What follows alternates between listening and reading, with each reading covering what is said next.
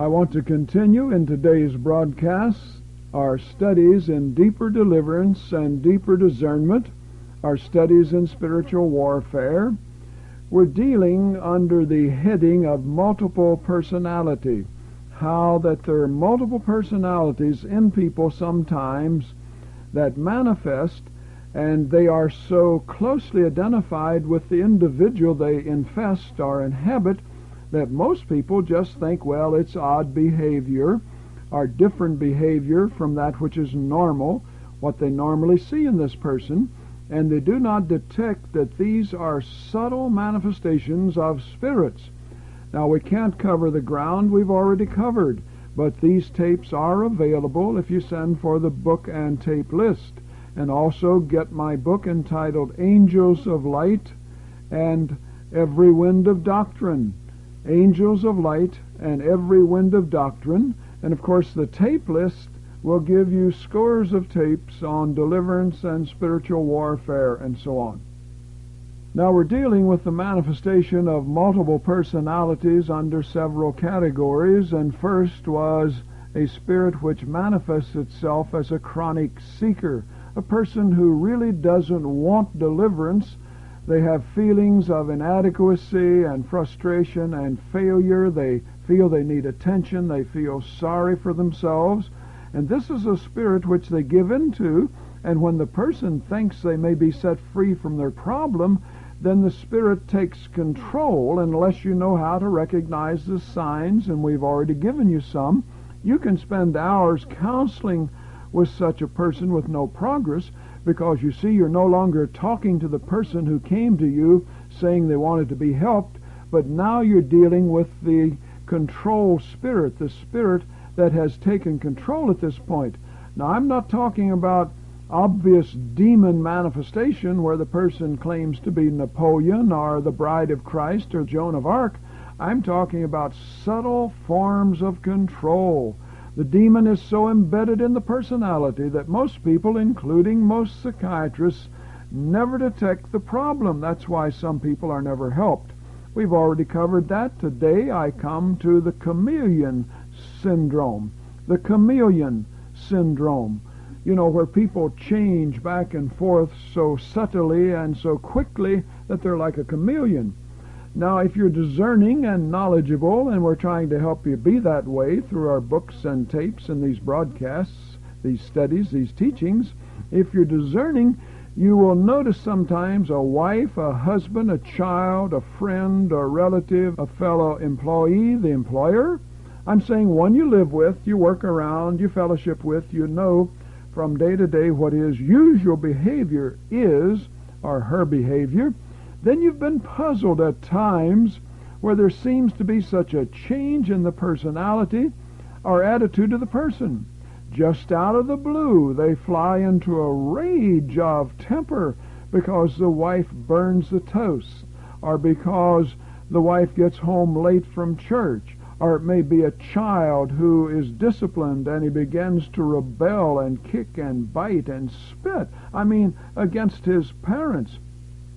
Or there may be a personality change at times from an outgoing person to an introvert, withdrawn, very unnatural. Now, there are two ways to recognize this.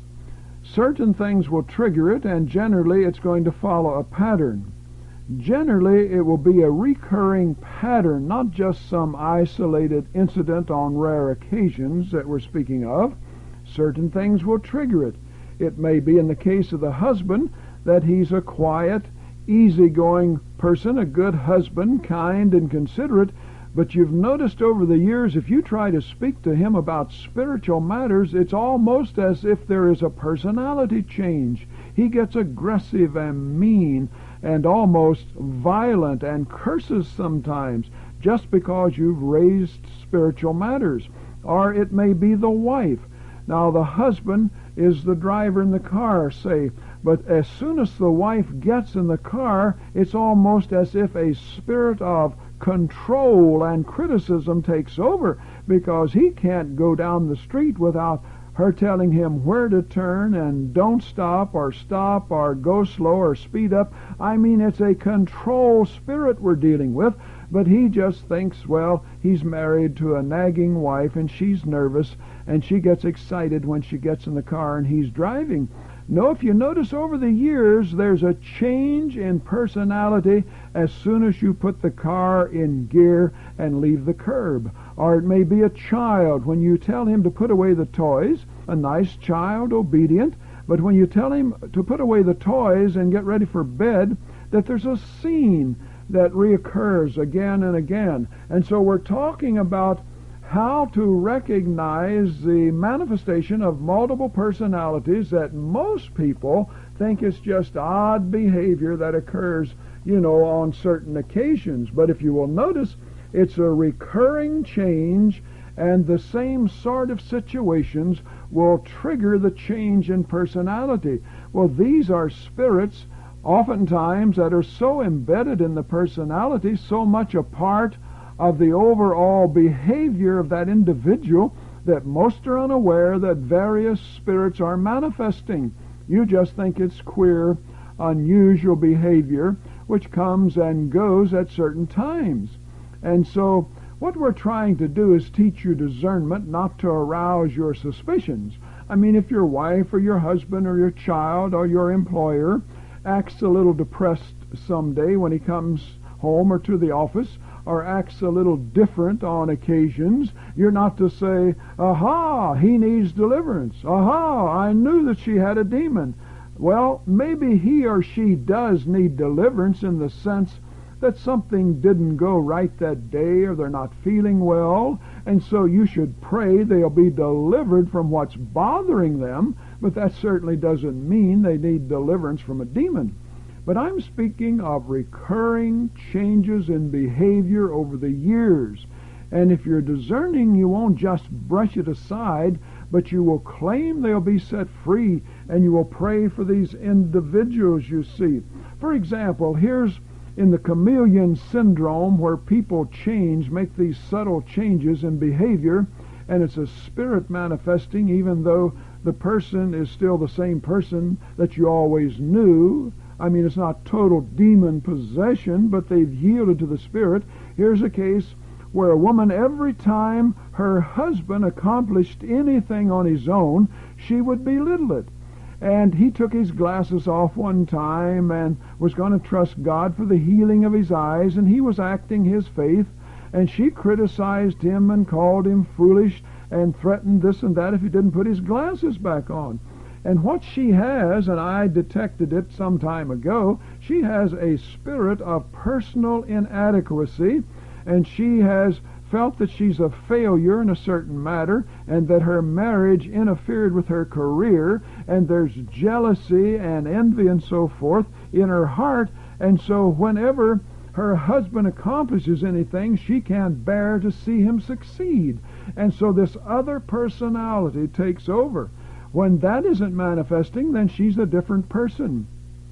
We're talking about the chameleon syndrome, when these subtle multiple personalities will manifest, like another man who refuses to ride in a car with anyone unless he's driving. A spirit of fear takes over. But most people think, well, he just would rather drive himself, and they don't detect that a spirit of fear takes over. In another case, a man, when he's invited out, he and his wife, for fellowship and an evening meal and conversation together, well, he invariably will stick his head in the plate and shovel the food in, and then almost immediately after he finishes eating, he will turn to his wife and say, I want to go home, let's go. No consideration of her whatever, but you see, this is a selfish spirit, a self-centered spirit. He's been spoiled all of his life, given what he wants, and so he never thinks in terms of others. It's always I. Then there are those wives who want the security of marriage, of a husband and income, but they don't want to accept the role and responsibilities of marriage, and you'll find them centering their lives around themselves and their own interests. Oh, I don't mean they don't cook and they don't do the laundry or clean the house, but not if it interferes with their plans. And so their lives are centered around themselves. Well, we could give you a number of examples, but the chameleon personality, the chameleon syndrome, is also seen in children. And in religious circles, for example, here's a child who is happy and easygoing at school and home, but you've noticed over the years, since he's been about 5 years of age, that whenever you go out to eat, whether to a person's home or in a restaurant, he gets moody and he sulks. And you have to make him get out of the car and go in. Suddenly he's not hungry. Oh, I'll sit in the car and play with my airplane or listen to the radio. Or if it's a girl, she'll say, I'll play with my dolly.